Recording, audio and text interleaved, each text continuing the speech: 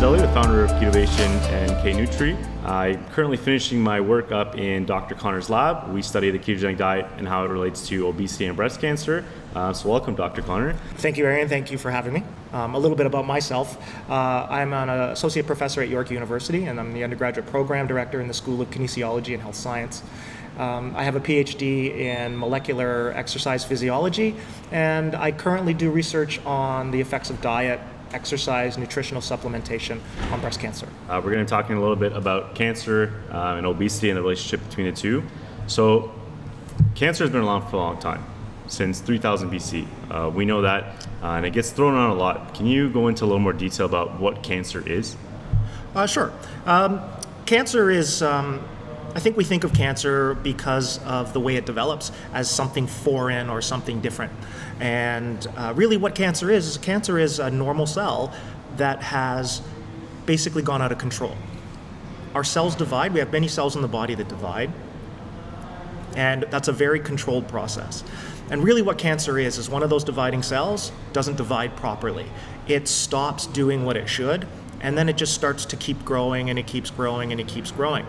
And as a cancer develops, it becomes less and less like the original cell it was. So if it's a liver cancer, for example, that cell starts out as a liver cell, and it functions like a liver cell, and you'd never know the difference. But as the cancer develops, it becomes less and less like a liver cell, and that's why cancer shows as this mass that looks like it's something outside, but it really is what the cancer started is. It's the same tissue, it's the same cell that was in that tissue, which one of the reasons makes it very difficult to treat is because the changes that cause this dysregulation, and we call them mutations, these mutations are what make cancer very difficult to treat.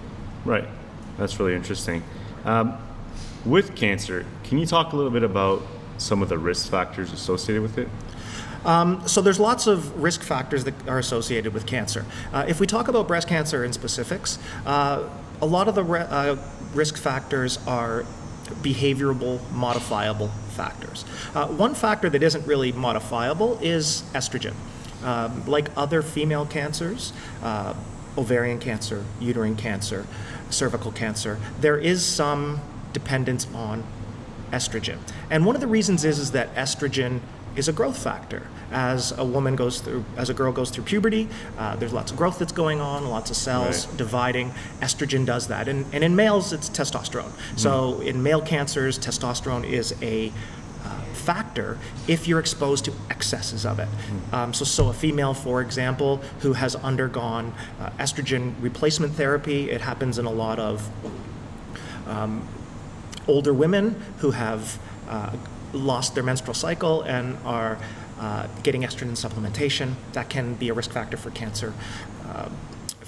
Fertility treatments, high estrogen levels, high progesterone levels for extended periods of time, that can lead to further risk factor of developing cancer down the road.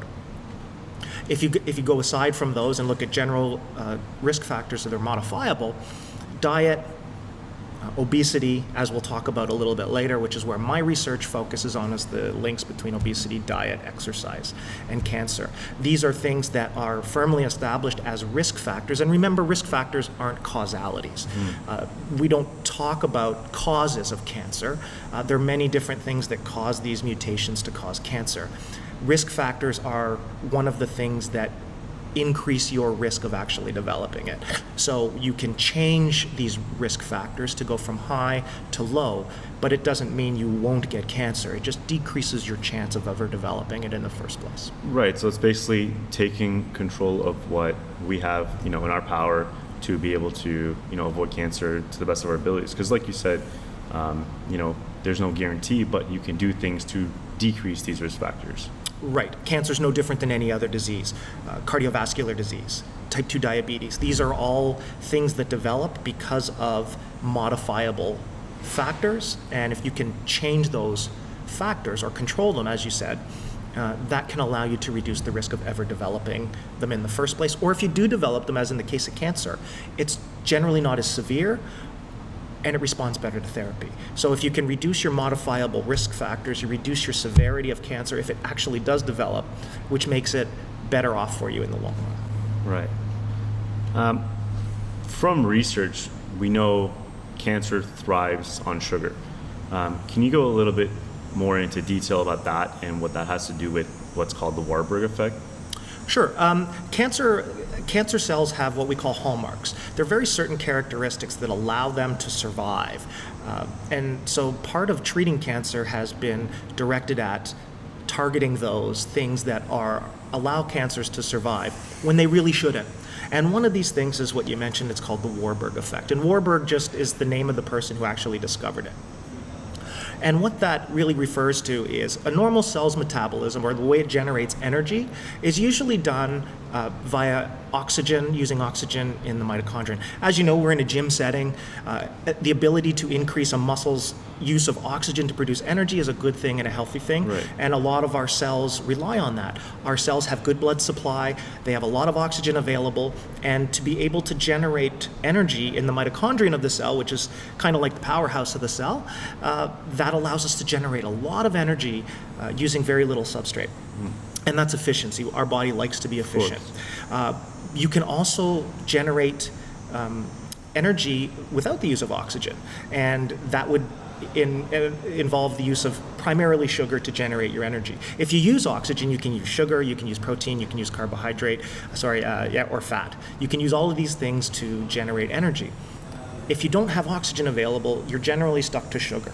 And what cancers have done, and Otto Warburg is the person that first described this, is they have a reliance on non-oxygen energy production. And so what that means is they can survive in an environment where oxygen is low. And an actual tumor is different from our cells in that it is under-oxygenated. There's not enough oxygen there. Right. So it actually benefits their survival. It allows them to survive in the environment that they exist in. And that's a good thing for them. It's a bad thing for us, though. So if we can manage to affect the cancer cell in a way that it thinks, we're basically trying to trick the cancer cell to go from relying on sugars to relying on fats and oxygen. And when you do that to the cell, it's looking to get its energy from oxygen, and that oxygen isn't available. So the cell starts to struggle, and hopefully the cell will stop growing and die. That is a principle that will allow us to better treat cancers by making them vulnerable. Mm-hmm. Cancers right now are not vulnerable, and they can survive in environments that our other cells don't. So what we're trying to do is shift that way that the cancer cell develops its energy to more normal conditions, the way all the rest of our cells do, and that allows us to potentially specifically target cancer cells because they're the only ones that are affected this way throughout your body. You know, a lot of cancer therapies have very bad side effects to the rest of your body. Of course. If you take a treatment or some sort of effect that's going to shift the metabolism or the energy production of a cell from anaerobic means, which is no oxygen, and we're all probably familiar with anaerobic production of energy, known as fermentation, which is how we produce alcohol for wine and beer and all that kind of stuff. So that's really what a cancer cell does, is it works in that environment. If we can switch that cell to an environment that needs oxygen, it can't survive. The rest of our cells, if they're going to be subjected to the same treatment, they're okay because they have lots of oxygen available. So what you're doing is you're selectively affecting the cancer cell, but not your normal cells. And in fact, some of these are beneficial. If you can increase your oxygen availability or your availability or their ability to increase energy production via oxygen, your cells are actually healthier. Right. And that's really what exercise does, is it allows your muscles to do that. So here we're just trying to do that in the rest of the cells of the body, which is never a bad thing. Yeah. So there's no real bad side effect to it, potentially. Potentially, yeah. Potentially. Yeah.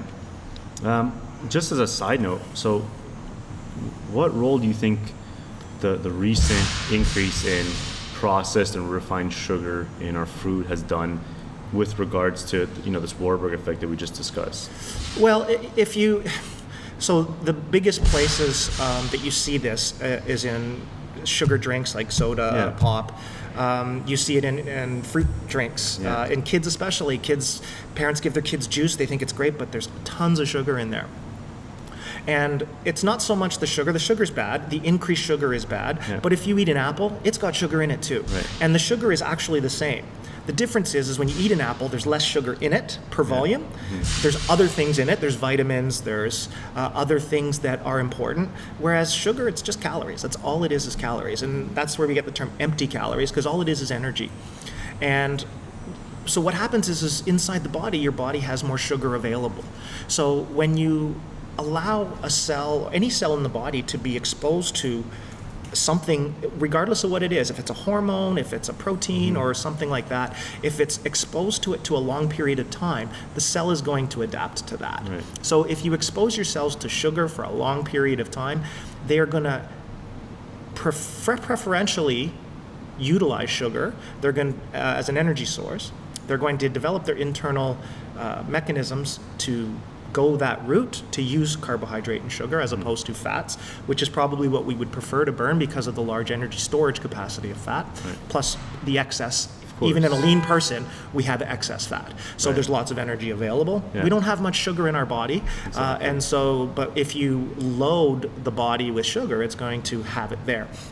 The other thing is the hormone insulin, which allows you to handle sugar, is elevated over a long period of time, and when you do that, the body doesn't respond to insulin anymore. It becomes what we call desensitized to it, and it's the onset of type 2 diabetes. Right. That's really what type 2 diabetes is your body doesn't respond to insulin. So you have to take drugs or do other things, at least medically. There's other ways to do it, which we'll talk about later, but the classic treatment now is to take insulin or metformin or other insulin sensitizing drugs, which is never good. It's not good. The fewer amount of drugs you can you be on, the better. You figure as you get older, you're going to have multiple things, multiple potential diseases, and if you're taking different drugs for each one, they're going to start to interact with each other in a bad way. Especially if it's as simple as removing something from your diet to avoid prescription medicine. Well, prevention as opposed to treatment. Yeah. And I think that's one of the things that gets lost in today's society is let's stop the disease from developing.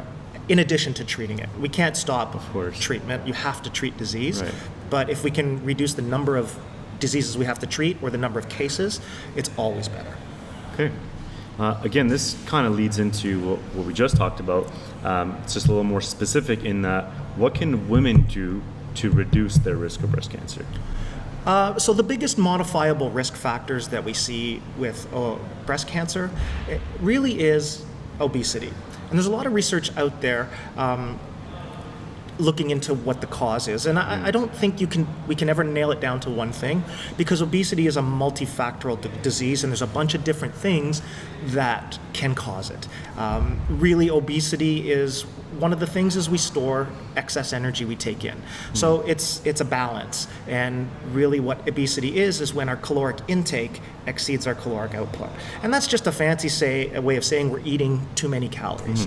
And an analogy I always talk to in my undergraduate students is that obesity is like a bank account. Fat is like a bank account. If you make more money than you spend, you start to build your bank account. And if you now superimpose that on obesity, if you eat more calories, which is like earning more money, you're bringing more calories in and you're not spending those calories, you're not buying things, you're not paying bills, that money or those calories, that fat will start to build up in the body. And there's a number of ways that this imbalance can occur. It can occur because of lack of exercise. Today's society is very, very inactive. Our jobs have gone from physical labor to sitting behind a desk all day. Children are less and less active. They play their games on the computer rather than actually playing the games. And so this is ways that we expend energy, which allows us to bring in more. And then, as you mentioned before, processed sugar, it tastes sweet, it tastes good, it's added to all the foods, sometimes as a preservative, and so we're taking more calories in. Fast foods, convenience. Parents sometimes don't have time to come home and cook dinner. They come home, they grab something that's quick and easy, and there's a lot of research out there showing that the quick and easy meals, the fast food industry, is calorie dense and high fat. And so you're taking in bad calories, you're not expending as much, and you're leading to this condition, which we call obesity, but it's very, very complex. And modifying any of those things, the type of foods you eat, the amount of foods you eat, the amount of energy, Different supplementation sometimes may be able to enhance your body's abilities, and that's where our research is. Our research looks at how we can take obesity and change it. And the good thing about it is you can apply these techniques or these principles to a patient who has it, or you can apply it to anyone who doesn't have the disease yet, but is now at a higher risk.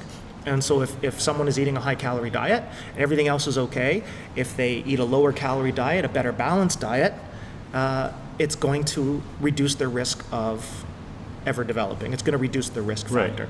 Right. We can't live in a bubble. We can't not do anything. Yeah. Nobody's going to have perfect behavior in that regard. But even that's not a guarantee you're not going to get cancer.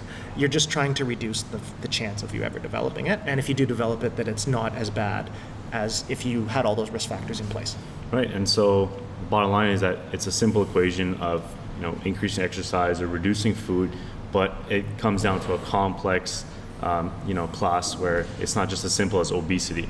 And I think one of the main problems is you get a muffin that has 300 or 400 calories, which you can finish in a few bites. It probably won't make you full, but if you compare that to the amount of exercise you have to put in, it could be the equivalent of half an hour to an hour of running, which is always easier to do through preventing the consumption of those calorie empty foods. Right, and a muffin's a good example, actually, because I really think not a lot of people understand how many calories are actually in a muffin. Yeah. There's a reason they taste so good, and that's because they're filled with sugar. Yeah. Even if there's fruit in them, they've got some fiber in them, they're bran, they're still filled with sugar. So that's 400 calories in something that small, you'd never think it. Yeah. What do people do when they're going to Tim Hortons? They grab a muffin. I'll just grab a muffin. It's not that many calories, but they're convincing themselves that it's not, but they just don't know. Exactly. And so now you see all those labels with the food calorie counts on them. That's going to make people think twice, or it won't. Yeah. And I think there's one of the things we like to say is there's a couple of factors here that we're not taking into account. One is individuality.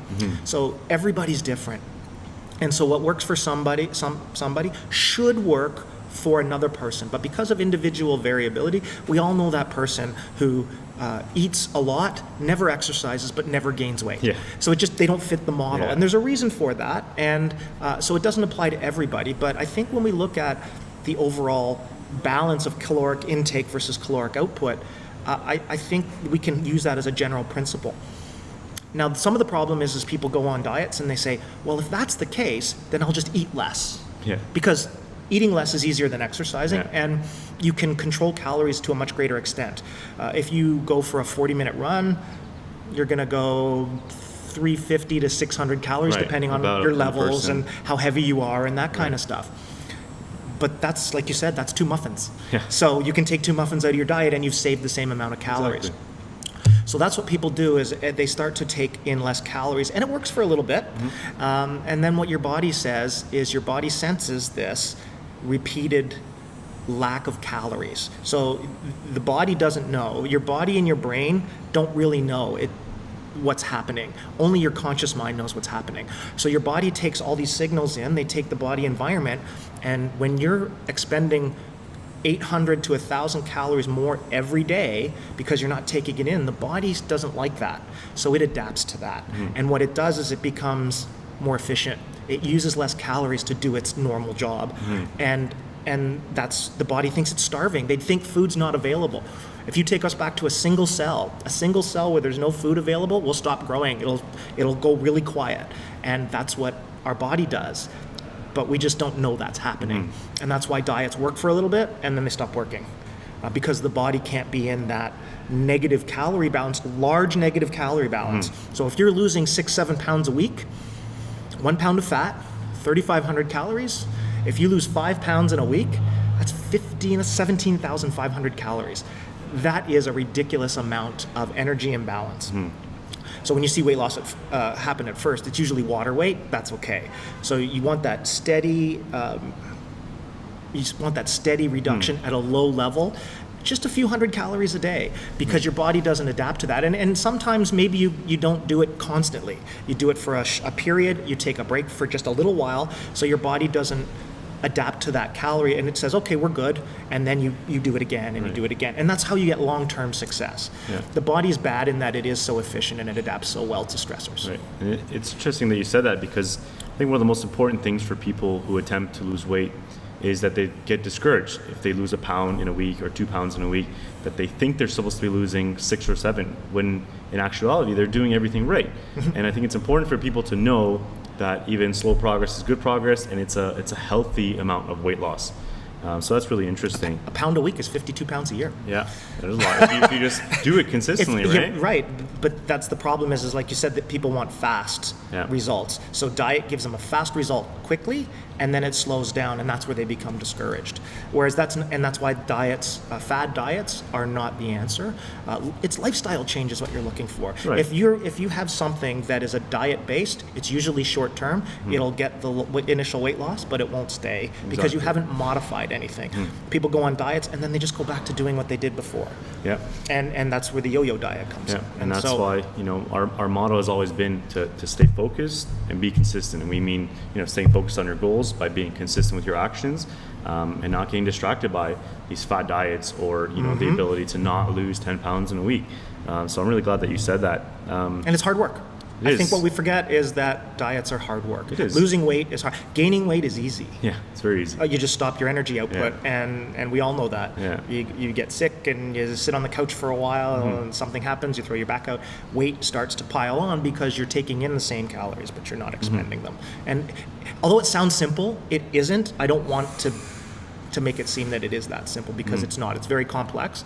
But on the grand scheme of things, that's the driving force, is calories in, calories out. That's your balance. And you want to be in just a slightly negative calorie balance. Right. And that should have long-term success. Problem is, it's not measurable. Yeah. Stay off the scale is what I always say. Yeah, we say the exact same thing. If someone signs up for one of our programs, we recommend that you do measurements, because the most important thing you can look at is, your waist, your hips. How does that reflect? Because there are too many factors that play a role in your weight and what this scale represents, and that often leads people to be discouraged. They'll wake up the next day and it's up a pound, and they're like freaking out because they think that they've put on a pound of fat, which is almost impossible to do overnight, especially if you haven't gone out and binged on junk food. So the next thing is kind of, what are some of the potential health benefits of removing processed sugar in a diet like paleo or the ketogenic diet?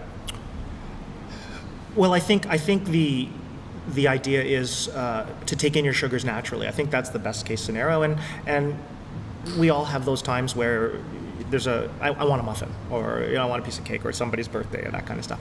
But reducing is the key. Reducing them as low as possible, because completely removing is hard. You become addicted to sugar, and it's no different than caffeine. It's no different than alcohol. If your body becomes dependent on sugars and you just withdraw them, you start to crave them. And I think anyone who's gone on a diet knows that that's the hardest part in the first little while, is you crave things. And that's because your body feels like it's lacking them, so it's trying to get them back in. So reducing the processed sugars, I think, is a good thing. Getting a mixture of sugars is a good thing. Sugars you find in milk and sugars you find in other products, rather than just high fructose corn syrup or sucrose, which is the sweetening agent in most things. And those are all fructose. And fructose is the sweetest sugar. That's what makes it so sweet. That's why they add it to foods. But it's also probably the worst one of the natural sugars that you can get. Processed sugars are natural sugars. Right. They've just been removed from their environment. All the digestion has kind of been done for you, so it's just the sugar. Right. Whereas if you take sugar in your diet, your body has to digest it, your body has to break it down. Whereas when you look at all the additives, all that's already done, so it's just readily available for you. Okay, that's interesting. The last thing is kind of, what role does exercise play in cancer and cancer prevention? Well, this is a big thing. I think that it plays a huge role in it because exercise is so important to obesity. It's important to that calorie balance that we just talked about. There's plenty of evidence out there to show that in society, amongst cancer patients, if someone is physically active, their cancers aren't as bad if they do develop them. There's a lower chance that they develop them, and they respond better to therapy, and they they recover better. They have a better, what we call mortality, a better chance of survival. And that's really what a cancer patient wants, to be able to not have to be treated as often, not have to be treated so harshly. The milder a cancer is, the less intense the therapies are. And if anyone has had any experience with cancer therapy, chemotherapy, radiation, all the other drugs, they're really hard on the patient. And so if you can reduce one of the factors that's causing cancer to grow, and we know from research in our group that obesity is one of them. Fat creates an environment in the body that allows cancers to grow. It promotes growth. And we're not really sure why that is. There's a couple of ideas, but a lean person, their fat does not create that growth environment. It actually creates an environment that doesn't support cancer growth. I always think of it as an analogy as mold growing on bread. Most people know what that is and have seen it before. And if you leave bread out on the counter in the sealed bag in the summer, that condensation, the heat, there's lots of moisture, there's lots of the bread the mold grows really quickly. What do people do? They store the bread in the fridge or the freezer. Why is that? Because when you change temperature, the mold doesn't want to grow. The body is basically your control, and the cancer is going to exist in your body, and you can control those growth factors or the growth environment. And obesity is one of the ways we can control it. And the ways that we've shown you can control it: diet, so eat less fat, and that's high fat. That's not modified fat. So that's your processed foods, that's your fast foods, those kind of things. Trans fats, right. So not healthy fats, because there's a difference between healthy fat and unhealthy fat. So if you can reduce those, clearly we know that causes weight loss, and that makes you better off. It changes your fat and it changes your internal environment. If you exercise more, you're burning out more calories, you do the same thing. One of the benefits of exercise that we don't talk about much is that exercise increases muscle. Exercise releases endorphins, which helps with pain. We all know that exercise increases mood and overall well-being. These are all things that are going to help a cancer patient as they go through therapy. Right. These are what I would call secondary effects. Because I'm a cancer biologist, I'm looking at the cancer. But when you treat a patient, you're not treating the cancer, you're treating the patient.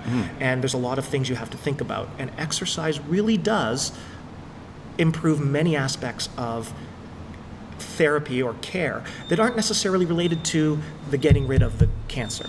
And so exercise does all of that. And it does that where diet alone doesn't. Diet is a fast way to lose weight. It's a fast way to cut calories out. But exercise has its benefits too. And I think the way it should be done is exercise and diet in combination with one another. One of the other things is people tend to be, I think, intimidated a little bit by the word exercise. Yeah. When you say, we're gonna put you on an exercise plan, the first thing they think of is the athletes you see on TV in the Olympics. That's not what you're aiming for. No. We have shown that even moderate walking type exercises works. You can even have exercise that hasn't yet led to weight loss and still get the beneficial effects of it. The more you exercise, the better the effects. So there is a dose-dependent curve there, and so you have to do what you're comfortable with. And I think that stigma of exercise, I know people who are at that age, they've never exercised in their lives, and they've got these diseases, and exercise is a possibility. And they may start, but they stop. Right. They're afraid of exercise, they're intimidated by exercise, and maybe one of the biggest factors is physicians often do not prescribe exercise. Because they can't control it. You can't monitor someone's exercise. I think the first floor in every hospital should be a gym. I agree. And every patient in that hospital should be assigned a trainer and have free access to that.